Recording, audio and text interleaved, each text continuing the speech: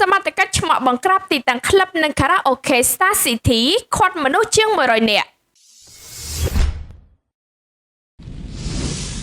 បន្ទាយមានជ័យកម្លាំងនគរបាលក្រុងប៉ោយប៉ែតចុះឆ្មក់បង្ក្រាបទីតាំងក្លឹបនិងខារ៉ាអូខេ Star City ឃាត់មនុស្សបានជាង100នាក់នៅយប់ម៉ោង2ថ្ងៃទី30ខែតុលាឆ្នាំ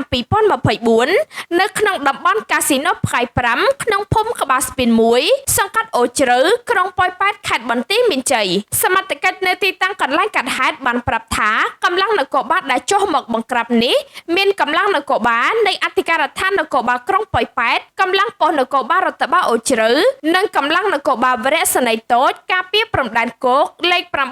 891ដឹកនាំដោយលោកវរៈសេនីយ៍ត្រីព្រំពិសិដ្ឋអធិការនគរបាលក្រុងប៉ោយប៉ែតនិងសម្របសម្រួលដោយលោកសំរិទ្ធសុខុនព្រះរាជអាជ្ញារងនៃអัยការអមសាលាដំបងខេត្តបន្ទាយមានជ័យសមត្ថកិច្ចដដែលបានឲ្យដឹងថាការឆ្មក់បង្ក្រាបទីតាំងក្លឹបនិងខារ៉ាអូខេយីហោ Star City នៅក្នុងតំបន់កាស៊ីណូផ្កាយ5ដែលបង្កប់ប្រើប្រាស់គ្រឿងញៀនសមត្ថកិច្ចឃាត់បានជនបរទេសជាភ្ញៀវមកលេងកម្សាន្តនិងបុគ្គលិកខ្មែរប្រុសស្រី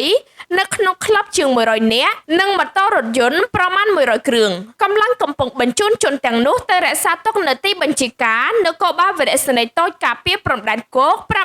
891និងទុកក្នុងអធិការដ្ឋាននគរបាលក្រុងប៉ោយប៉ែតមួយចំនួនដើម្បីធ្វើតេស្តរកសារធាតុញៀនលោកឧត្តមសេនីយ៍ត្រីថិនស៊ីនដេតស្នងការរងទទួលការងារប្រឆាំងបទល្មើសគ្រឿងញៀនខេត្តបន្ទាយមានជ័យបានប្រាប់ថាការចុះប្រតិបត្តិការបង្ក្រាបក្លឹបកម្សាន្តនិង KTV